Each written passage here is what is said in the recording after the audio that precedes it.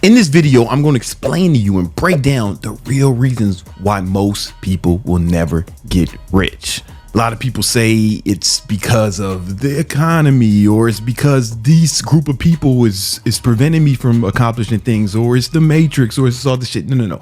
The main reason you motherfuckers ain't going to get rich is because of you and your mindset. And in this video, I will break down how you can change your mindset to guarantee you'll get rich. Money back guarantee. Well, it's free, so it's kind of like the same thing.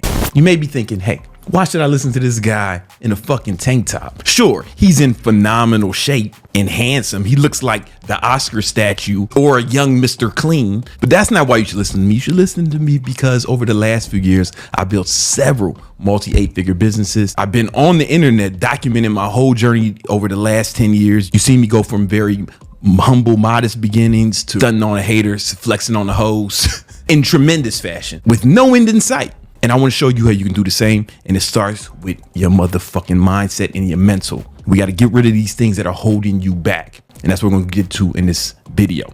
So almost everybody wants to get rich, but they don't want it bad enough. See, the problem with wanting something is you're not going to get what you want. You'll only get what you have to have. Think about any goal you set that you did not accomplish.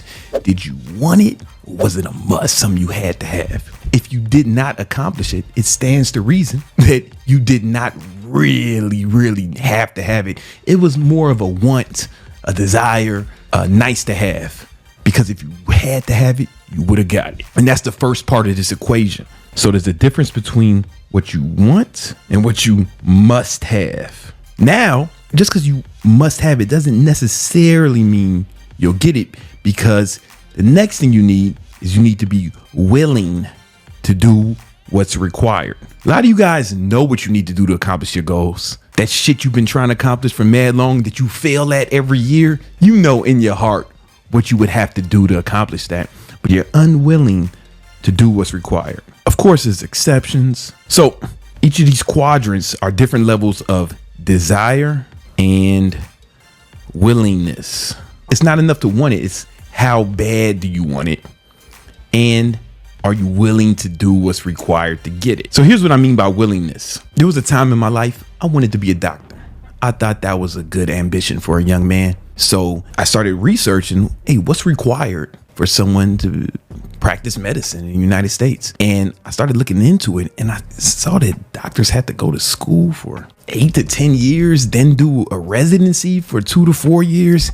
Then they finally start making some money. And I thought, oh, no. I am not willing to do that. I was way at the bottom of this axis. Here's what this looks like. The things that you want, but they're not must-haves, typically, they're things that are pretty easy and probably unimpressive. But the things that you must have, they're typically impressive and difficult. Now, let's say there's something that you want, like you feel like it's a must have for you. For example, a health and fitness goal. Yeah, you got to be fit to live. The number one cause of death in the United States of America are obesity related diseases, according to the World Health Organization. About 1,500 Americans die every day from obesity related diseases. It's the number one cause of death in America, more than terrorism, AIDS, and C-19 combined. So most people know they have to get in shape, but they're unwilling to do what's required. And when you have a goal that falls into this quadrant, this is when you become a hater. This is the hater zone. So you see people who are fit, or you see people who are successful, and what do? You say, oh, this guy, he's a cheater, or this guy's on steroids, or this guy's just lucky, or it's all genetics. For example, when I first started on YouTube, people used to always say, man, it's just genetics, man. Black guys just have great genetics and they can build muscle with ease. Whether or not there's truth to that argument, I know in my lineage, almost everyone's fat and out of shape. Motherfuckers got all types of health problems because they can't stay in shape. I am the only one who looked like this. If it was just easy for everyone in my bloodline, there'd be a whole fucking army of us instead of just me. Or they said, oh, this guy must be on steroids. But what they didn't realize was, no, I was natural up until 3 years ago when I got on TRT at age 38. I was natural the whole time. What they didn't realize is what I was willing to do. I was here. I was willing to track my macros every day. Every day I keep a scale with me everywhere I go, and I weigh all my food and or scan the label. And I've been doing this for over a decade, even at restaurants. I'm in fucking nice restaurants, Poppy Steak, Komodo, fucking weighing shit, you know? I don't give a fuck. I don't think most people can even fathom that level of dedication. So they have to say he's cheating or it's not fair or he's lucky. Same thing with business. You know, like people will say, oh, this guy's a cheater. Or even on my videos, they say, oh, this guy must be wealthy from daddy's money. And just assuming shit. I don't know. My dad blew his brains out when I was a fucking young man, left with nothing but a bunch of fucking problems. But they have to do that to feel good about themselves because they have desire for something, but they're unwilling to do what's required to accomplish that goal, so they become haters. Might be you. And you see this from women too. Now, if you spend any time with women, when they see a real hot chick, first thing they say, oh man, her titties are fake, or she's a hoe. They start talking shit. This is the hater zone. Let's say there's something you want, but you're unwilling to do what's required to accomplish that goal. So again, the things that you just want, like they're not must-haves, they're just wants, nice to haves, and you're unwilling to do what's required. This is the pussy zone, man. You just a pussy, bro. Soft as fuck. You're not even willing to do the easy shit. I had a nephew, man, and I was trying to fucking get this kid to get his shit together, and I brought him to Miami, put him in the Airbnb, and it was like, all right, this is gonna be man camp for a month. We're gonna get your shit together. He's an adult, right? This motherfucker's almost 30. And I was like, yo, you gotta start waking up early so we can do this shit that we had to do. And he couldn't fucking go to sleep early enough to wake up at 8. I wasn't even trying to get him to fucking wake up at fucking 4 like me. I was like, yo, just be up at 8. And this motherfucker couldn't go to sleep before 2. He ended up in the pussy zone. Now, easy shit that's not impressive that you are willing to do, this is where most people land, and that's why it's called the average zone. And this is where most of you motherfuckers end up. Some of you are straight up failures, right? You can't even do the regular shit. But most of you guys who aren't like total shitheads, you can do the average shit. Now, let's say there's something you must have. You got the desire strong enough where it's a must for you, and you're willing to do what's required.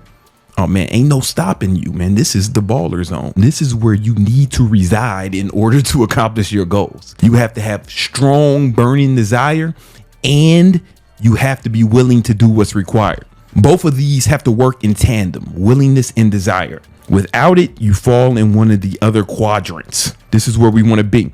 So how do we get there? How do we increase willingness and increase desire? First, we got to tackle willingness. How do you increase your will? Before I get into this, I have to tell you how I learned a lot of this, how I was able to implement this in my life. My father blew his brains out when I was in my early 20s, and that put me in a position where I had to start taking care of the family. I took care of myself. I had no safety net, and I had to start going super hard in order to accomplish my goals. I was kind of thrust in this position where the desire to improve my financial circumstances increased dramatically, but also the willingness to do it, because now it's just me. Everybody's depending on me, and I felt compelled. It was like the call to adventure in the hero's journey, and I answered the call.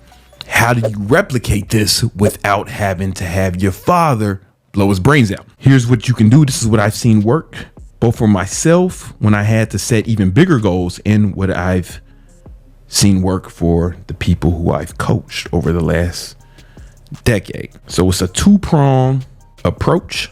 Looks like this. So the first thing we have to do, we have to increase desire. Now, the thing is about desire is to want something and really want it, like to make it a must, to want it enough where it's like you have to have it.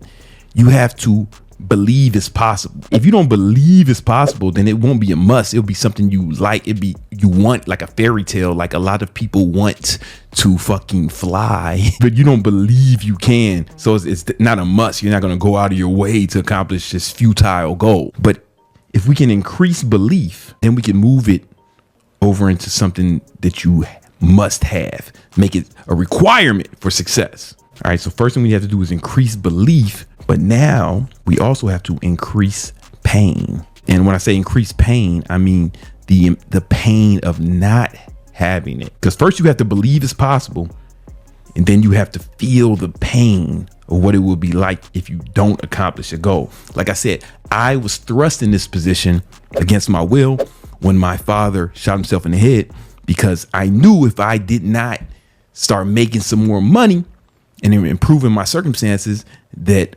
my family would suffer. So that's how the pain was increased so much. But then I still had to increase belief. And here's how you do that. So the first part of increasing belief is proximity. What you need to do, you have to get proximity to it. You got to be around people who are doing it, preferably if they are like you in any capacity, if they're from where you're from, if they have similar backgrounds.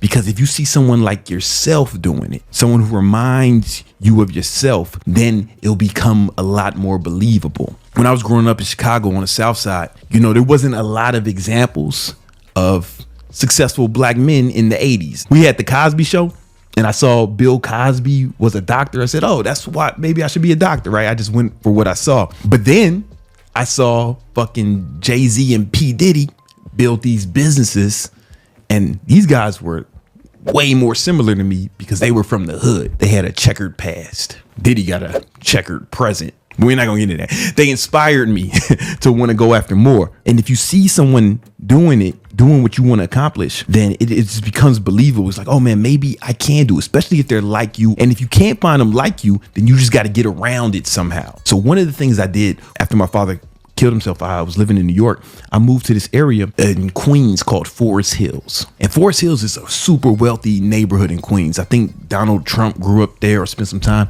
And I didn't live in a nice place there. I had the only apartment I could find in that area. And it was right on the Long Island Railroad. Meaning when the fucking train went by, I could see people in the train and they can see my house. And if I was watching TV, which was super rare, I think I had a DVR at the time, I would have to pause the TV because the train was too loud to hear what was going on. And this is every few minutes. So TV was not an enjoyable activity for me. However, I was in this area with all these rich people. Something about when you start to get around it and you start to see it, even though these people weren't like me, I started to want it more. I started to believe that it was possible a little bit more. So across those train tracks were huge mansions, like multi-million-dollar mansions. And I would ride my bike through there. I can only assume that those people thought that I was trying to rob the place or staking out my next victims. But nah, I was just trying to soak up that inspiration. I found it super helpful. Another example is you can make friends with people who are doing what you want to do, who are wealthier than you are, who have accomplished things you want to accomplish. So if you know my story, I got sent away to military school because I got in a bunch of trouble in high school. And I had a roommate there. His name was Corey Phillips. And one weekend, Corey invited me to his house. He lived in Wisconsin. So the military school was in Milwaukee. So instead of going to Chicago that weekend back home to the ghetto, I went to his house to the suburbs. In his house, this motherfucker lived in a mansion. This motherfucker had horses and all types of fancy luxury cars. And it was the first time I saw that shit in real life as a kid. And when I saw it, I thought, oh shit, this shit is real. It's not just the TV, huh? People really live like this. And I spent time in his house and I saw how they were living, and they had maids and shit. It's shit I had only seen on TV. I couldn't imagine. And I was like, man, Corey, what's your dad do for a living? She said, oh, he's a doctor. I'm like, is that right? And that's how I got this doctor shit in my head at the time. But it made me believe that it was possible to become more. The next thing you need, exposure. So going to Corey's house was some exposure. Also, moving to that neighborhood in Forest Hills gave me some exposure, but I actively seek out more, and I do it all the time. I want to constantly expose myself to abundance. I want to constantly expose myself to imagery or examples of people accomplishing the goals that I want to accomplish, or symbols of the goals I want to accomplish. For example, I made friends who have more money than me. These guys got yachts. These guys got, multiple Rolls Royces and shit. And when I see that, it increases my belief that it's possible, because I'm like, oh, these guys ain't like way smarter than me. They're not way better than me. They're like, oh shit, I think I can do this. Even when I first started my journey, I had a mentor. His name was Owen from RSD. I think he used to be known as RSD Tyler. And we became friends. And one day I went to his crib in LA, and I saw that they had a huge business. They were making 8 figures at the time, and he had this huge mansion in the Hollywood Hills. And I was just like, damn, these guys are really doing it. And just being around it increased my desire, but it also increased my belief, because I'm like, oh man, these guys, they're just regular people. I mean, they're not like superheroes. They're just regular people who work really hard. I can do this. You know, and then I became friends with Ty Lopez and other people, and I just got so much more exposure that I believed it was possible. But I think one of the main things that helped me was when I became friends with Elliot Holst, because Elliot Holst was a guy who was even more similar to me, and he had became a millionaire in the fitness industry. And when I saw him do it, I was like, oh shit, it can be done. So I started going for it more, right? So it's exposure and proximity, even though I wasn't living by Elliot, right? But I got that exposure to him, and it just really increased my levels of belief. But now, just because you believe it, don't mean you'll achieve it. I mean, you got to believe it to achieve it, but you also have to believe in the pain of not getting it. Okay, so what I'm about to recommend flies in convention of almost everything you'll hear in the personal development space. Almost unanimously, every personal development motherfucker is going to tell you to be positive, only focus on the good, only be positive. And I'm not saying they're wrong. I just want to offer some contrast and another method I know you'll find helpful if you're brave enough to utilize it. Because these motherfuckers, man, especially these LA motherfuckers, they just want you to be so grateful and like only thinking about abundance and positive. But yo, man, I don't know, that shit don't resonate with me, man. I'm a real street nigga. You know what I'm saying? Like, so all that shit, I ain't really trying to hear that shit, man. Sometimes the aggression does it for me. And that's why we want to implement something I call negative visualization. Everyone tells you about positive visualization, but I want to explain to you the power of negative visualization. Negative visualization. So I want you to think about what happens if you don't accomplish this goal. Seriously.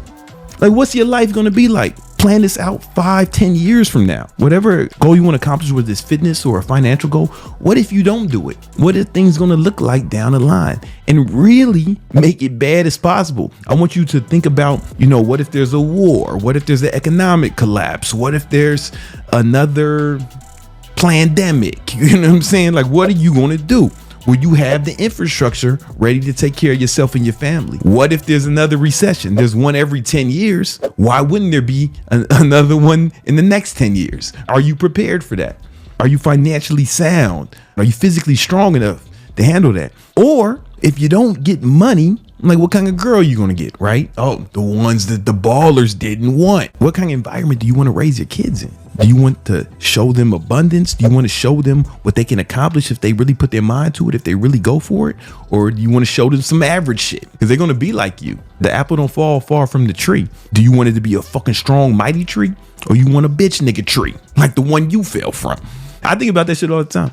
I think about my son in the future, and I think, man, I'm going to tell him that he can accomplish anything, right? Like everyone's parents does. But if he believes me when I say he can accomplish anything, and I have not accomplished anything tremendous, he's going to look at me like, damn, nigga, is this all you wanted?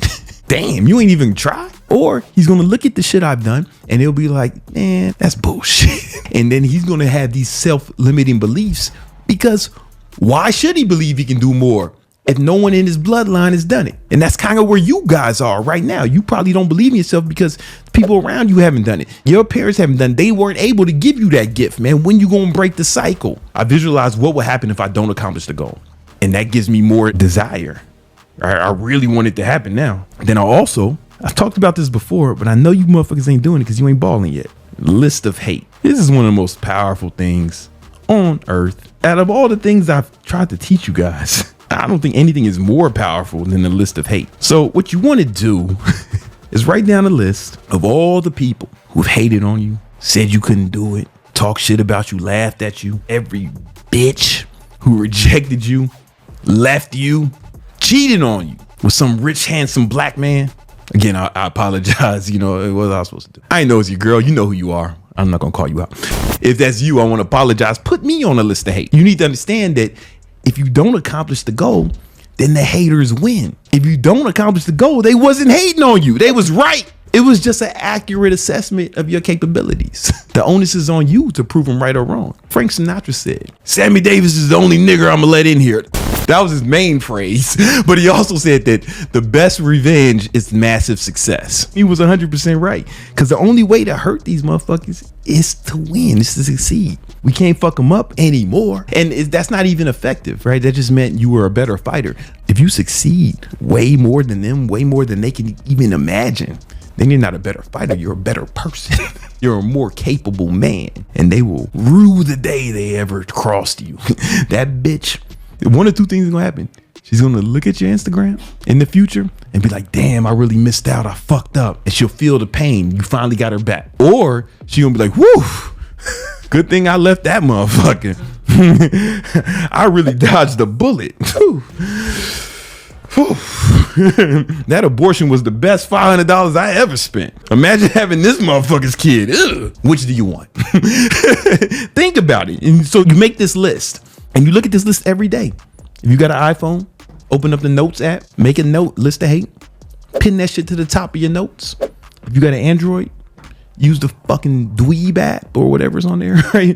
I'm sure it has similar functionality, and look at that shit every day. That's how I start my morning. List of hate, rage. It's good, man. It's good. Listen, I know these California hippie motherfuckers, they want you to be all fucking joyful and grateful all the time, man. But yo, this shit, man, the world wasn't built off that shit. The world was built off violence. This country was built off violence. You don't believe me? When last time you seen a Native American? I'm not a proponent of violence. I'm just saying that negative energy has some power. It created the best nation in the world. I'm sorry about the Indians and the slaves and shit, but listen, that's here nor there. I'm just saying it was built off aggression. You got to build your empire off aggression. All empires were built off aggression. American Empire, Roman Empire, British Empire. Genghis Khan, he built his fucking empire off aggression. When you gonna build your empire off aggression? Now, I'm not saying really fuck nobody up. Fuck them up mentally by succeeding more than them. And the beauty of this list of hate is it makes you invincible. Because every time somebody hates on me, anytime one of these fucking dorks makes a fucking YouTube video talking shit about me, I'm like, oh, thank you. I needed some more fuel in my tank to up my desire. Now I want it even more. So now it's like when bad things happen to you or people shit on you, they're actually helping you, taking the negativity and transmuting it into something positive. Listen, hate's not good or bad. It's like a tool, just like a knife.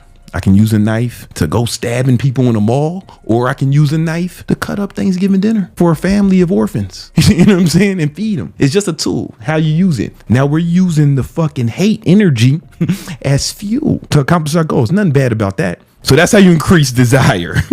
You have to increase belief and you have to increase the pain. And this is based in actual science. If you ever read Sigmund Freud's work, he talked about the pleasure pain principle, and how people are always moving towards perceived pleasure or away from perceived pain.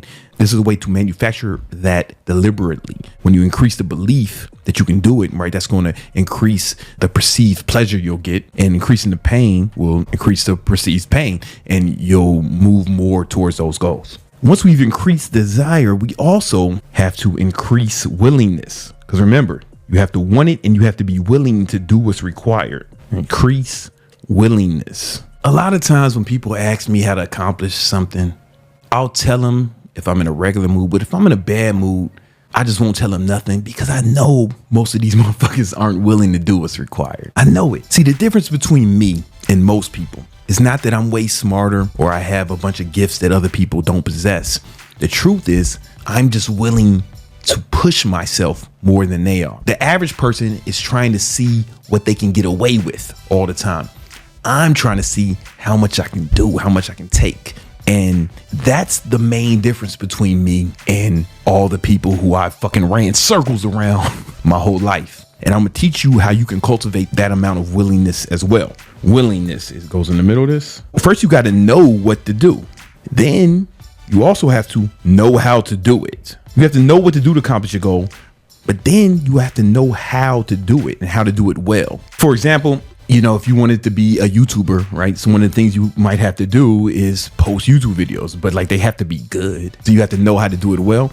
And then the next part of this is going to be sacrifice. Because doing it is one thing, but it's like what trips people up is the things they have to give up. That's a big part of willingness. What are you willing to sacrifice in order to do it? Now, learning what to do and how to do it, first you have to study. You have to study what people have done to accomplish the goal. Any goal you have, there's somebody who has accomplished it.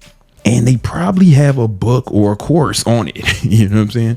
And you got to study this. You got to find out what to do. Anyone can do this. But once you know what to do, you have to embrace failure. Because a lot of times people will try something and they'll try it like, I don't know, once, twice, maybe 3 times. And if they're not amazing at it initially, then they'll just say, oh, I'm not good at that. I tried that. I'm not good at it. No. You have to get good at it. Almost no one's good at anything off the rip. You have to train to get good at something, almost anything. But to do that, you have to be willing to suck at it at first. For example, nobody's born knowing how to play an instrument. I don't give you Beethoven or Beyonce or fucking Bruno Mars, right? Nobody's born knowing how to play the instrument. You have to learn how to do it. And everybody sucks at it. We get this with instruments, but we don't get this with skills that pertain to getting money. People say, oh, I tried to sell, but I'm not good at it. Or I tried to make a YouTube video, but I didn't know what to say. You got to understand that we all suck initially, and you have to embrace that. To get good at something, you have to develop the skill, and you got to be willing to fail initially. I remember the first time I tried to have sex with a woman instead of my mattress.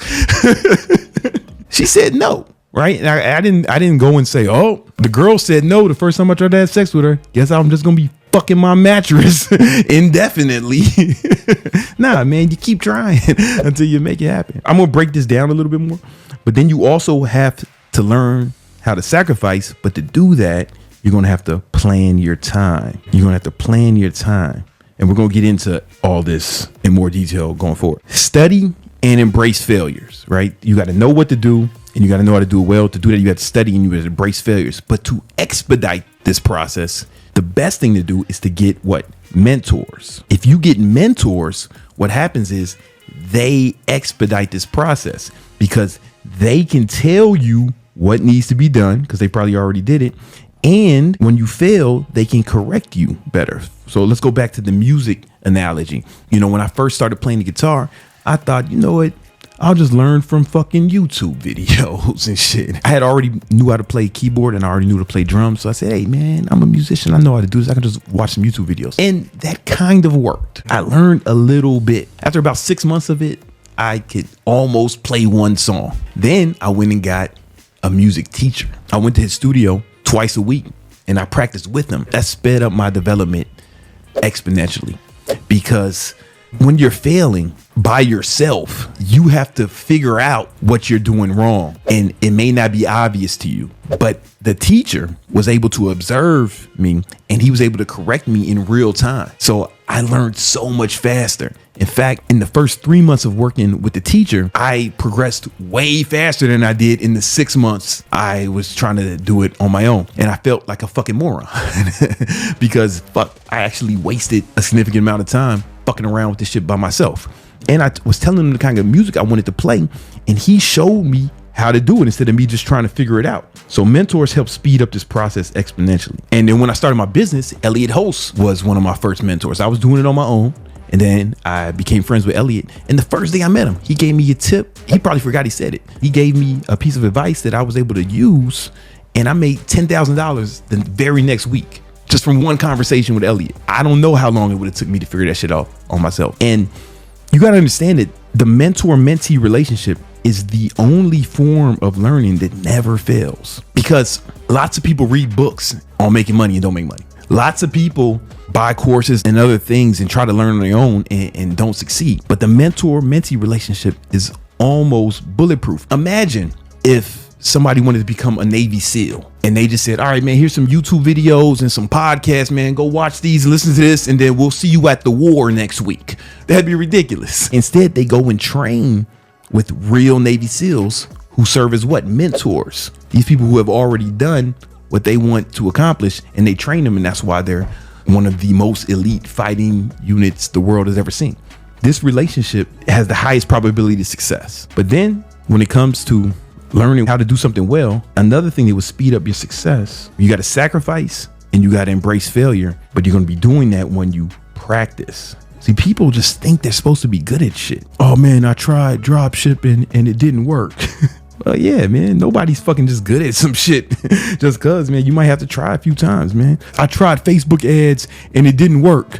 Of course not, dummy. Almost nothing works the first time you tried. You mean to tell me you thought that the first time you tried to use one of the most sophisticated ad platforms of all time, you weren't able to make it work and you just want to quit because you tried it once and it didn't work? That's not how it fucking works, dumbass. You're going to have to practice, and the failure comes with practice. So you're going to have to sacrifice. That's going to take time. It might take money. It might take embarrassment. You might put up your first YouTube video and this fucking sucks. Let me show you one of my first YouTube videos. I'm going to bring this up. This shit was fucking garbage, my nigga. This is one of my first videos. I'm just gonna play it.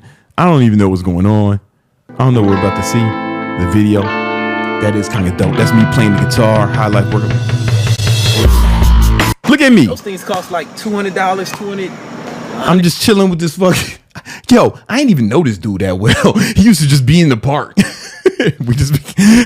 I don't remember his name. He was a cool dude, man. But you know, I'm just building a fucking YouTube. What am I doing? I'm building some shit. I'm talking. This is boring. This is not a good video. It's just me and this random white guy talking about something. It's not a good video, man. But it takes a minute for you to get good at shit. Then this kid came. I remember this kid. I used to see this motherfucker all the time. The white guy's holding the camera now. Your triceps. And saying I'm holding this camera. This $50 camera I got off eBay. It's called the Flip Cam. I don't even think you can buy this shit no more. This is not a good video. This is not good content. You would dip with it without busting your ass. This is 11 years ago. It takes time to get good. Skill acquisition takes time. How much time does it take for you to get good at something? Let's bring it up. This is called the skill acquisition matrix. So basically this tells you how much time it takes you to get good at something. So I break it down in hours. This is based off a lot of books I've read, Outliers, The Talent Code, and you know, a bunch of books on skill acquisition. And they all agree that 10,000 hours makes you one of the best in the world. I think, you know, if you just want to get good at something, like good, oh, this motherfucker's good, it's going to take about 1,000 hours. So until you've put 1,000 hours in anything, you shouldn't be fucking good. And this is what it looks like. An hour a day is going to take you 2 fucking years. 2 hours a day is going to take you a little over 1 year. 3 hours a day is something, okay, it'll take you a year. If you want to get good real fast, it's going to take you this much, right? And, you know, I'm not going to go through this whole shit. Take a fucking screenshot or some shit. But I think this is super solid. I was at my boy Moneyberg's house and he was fucking kicking it with some MMA champions and shit. And I asked him, oh, man, how you think you could have over 20 hours of training? And all the guys who were champions said yes. That's how I came up with this. They were like world champions and shit. But listen, it takes 1,000 hours for you to just be good. If you don't have 1,000 hours in something, you can't say, oh, I'm just not good at this. You're not supposed to be good at this shit yet, man. You're not supposed to be good at this shit yet. First, you got to embrace failure. You got to practice. That's going to take time. So you got to plan your time. I have a whole video on scheduling and how to use your calendar. You got to plan your time. You got to sacrifice a lot of things to get good at these things. And then when you're studying to learn what to do, that's going to take sacrifice too. That's also going to take time because you should always be studying. You should always be learning. So that's going to take time as well. And that's why planning your time is so important. And you're going to have to give up so much stuff to do that. Now, I'm going to show you a way to get way more done each day than you ever thought possible, so you can start running circles around all your competition, all the fucking haters, and everyone you're in competition with, everyone you're competing against. It's another video I have all about how to manage your time more effectively and squeeze more life and more success out of each day. Go watch that video right now because it's crucial to the process.